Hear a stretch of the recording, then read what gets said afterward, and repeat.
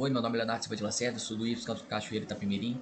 Eu vim apresentar agora sobre uma linha do tempo sobre dois artigos que escolhi, que no caso é o voo dos pássaros e a mecânica dos fluidos, e o outro artigo é sobre os anos do Jornal da Mecânica dos Fluidos. É tudo isso trabalhando através do desenvolvimento que a mecânica dos fluidos teve. Mas eu acredito que começou desde antes, lá naquele período paleolítico, onde eles dominaram o fogo, que antigamente eles tinham a preocupação de caça e tudo mais. Depois que eles dominaram o fogo e começaram a cozinhar, a assar os alimentos, eles tiraram a preocupação que era total do estômago. E a partir disso começaram a pensar que antigamente o órgão mais importante era o estômago. E depois do desenvolvimento do fogo e tudo, passou a ser o cérebro, que eles começaram a pensar. Tanto é que no Egito foi onde que surgiu os primeiros hieróglifos, que são aqueles caracteres ali meio diferentes, né? E também foi onde começou a surgir as primeiras ideias da matemática. Depois chegamos na China ali no ano de 1000 a.C. A China, as primeiras pipas, que no caso é um desenvolvimento mais aerodinâmico, mas que foi uma contribuição também bastante importante. Essa contribuição era devido a algumas aplicações militares que eles faziam, porque antigamente eles tinham muita guerra e tudo, e quando algum inimigo invadia as terras chinesas, os soldados, simplesmente alguns, colocavam a pipa no alto para que todos os outros soldados chineses também acabassem vendo aquela pipa lá no alto, e aí eles descobriam que tinha algum inimigo no território deles. E aí que foi onde surgiu as primeiras pipas ali, como forma de aplicação militar. Depois teve 1000 até 500 a.C., com os indianos ali introduzindo novos conceitos matemáticos. E aí depois de 500 até 300 a.C., surgiu a escola de Alexandria, que era a escola que estudava só quem podia, mas era uma escola clássica que surgiu grandes nomes aí de contribuidores de formação de conhecimento matemático para a gente. Depois veio 300 até 0 a.C. com a China e Grécia desenvolvendo também. Depois veio agora depois de Cristo. Foi 120 depois de Cristo em Alexandria, com aquela escola clássica e tudo. Um dos contribuidores ali de conhecimento foi Heron, que ele fez a contribuição da máquina de vapor, que ele construiu a primeira máquina de vapor chamada Eófila, e a partir disso foi o pontapé inicial para a máquina de vapor e evoluindo. E aí foi evoluindo tudo mais, e aí chegou em 1400 depois de Cristo, que é a contribuição árabe e a diminuição da contribuição europeia. A diminuição europeia ocorreu no caso porque a igreja estava crescendo muito naquele período, logo no início da Idade Média e tudo, e com o crescimento da igreja eles acabaram a igreja acabou derrubando a biblioteca de Alexandria, que no caso era onde eles mantinham os conhecimentos ali dos europeus, no caso. E foi aí que os árabes e os indianos começaram a crescer e tudo, e também teve a impressa com Gutenberg, que ajudou ainda mais o desenvolvimento da matemática e dos árabes. Beleza. Aí depois entrando na parte já de Renascimento, ali com Leonardo da Vinci, observando aí, ele teve observação de escoamentos e conceitos aerodinâmicos para a diminuição do arrasto. Leonardo da Vinci foi um grande contribuidor, aí pra gente contribuiu bastante, e é a partir dele que houve a explosão assim de conhecimento, várias informações importantíssimas aí. Depois veio Galileu Galilei aí com a resistência aerodinâmica, que ele estabeleceu o conceito dizendo que a resistência aerodinâmica era diretamente proporcional à massa específica do fluido. Depois veio Newton também, através de sua segunda lei, força igual a massa vezes aceleração, que é uma lei fantástica utilizada até hoje na mecânica dos fluidos. E também ele estabeleceu o conceito de tensão cisalhante ali, estabelecendo relação com o ar e tudo mais. E a partir disso ele descobriu a lei da viscosidade de Newton também, né? Lei da viscosidade. Depois temos o princípio de Pascal, que é pressão igual força sobre área, que foi um princípio bastante importante para a hidrostática. Depois entrando em 1700 até 1800 ali com Bernoulli, foi o grande contribuidor para a hidrodinâmica ali, que ele no caso ele estabeleceu a relação entre a variação da pressão e da velocidade de escoamento. Também viemos com D'Alembert, que foi o primeiro a desenvolver as equações diferenciais aí, e também sobre o paradoxo de D'Alembert, que é o seguinte, como as linhas de corrente ali são simétricas, então as pressões ali na integração iriam se anular. Se as pressões se anulam ali, então implicaria numa força de sustentação e uma força de arrasto nula, que é uma coisa que não existe. E por isso o paradoxo de D'Alembert. Beleza. Aí depois viemos com Euler em 1752, que ele desenvolveu o conceito de pressão e desenvolveu também a equação ali de escoamento de um fluido não viscoso. Depois veio Lagrange, que ele conceituou o potencial de velocidade de função de corrente, estabeleceu esse conceito aí.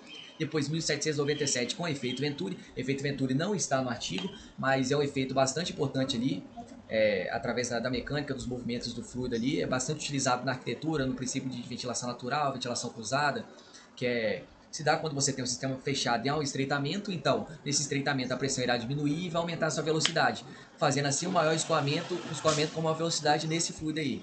É utilizado bastante na ventilação natural ali com o princípio de refrigeração ali do ar, né? Se o ar está mais quente ali, quando há um estreitamento, então o ar quente vai sair com maior velocidade, permanecendo o ar mais fresco, o ar mais denso, né, que é o ar mais gelado.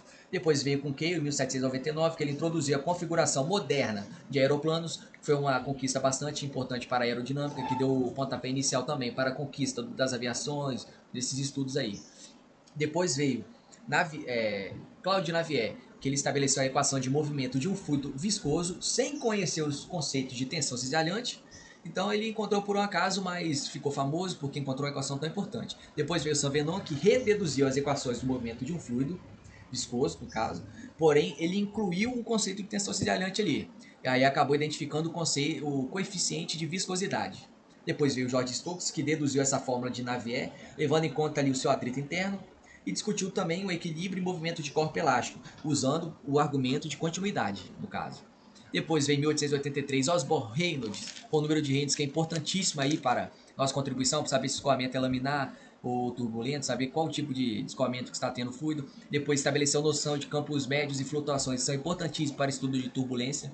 Depois estabeleceu um modelo teórico para escoamento turbulento e um teorema de transporte de Reynolds que é famoso também. Depois veio esse Bolsinek, que ele estabeleceu o conceito de campos médios e flutuações. Reynolds estabeleceu a noção de campos médios e flutuações.